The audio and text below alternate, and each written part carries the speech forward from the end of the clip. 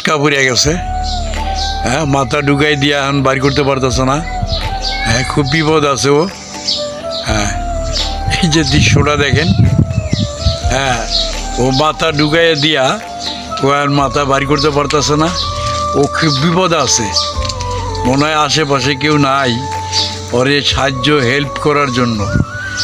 ওই যে দেখেন, ও লড়াচড়া করতেছে কিন্তু কল্লা ঢুকাইয়ে রাখছে, বাইর করতে পারতেছে না।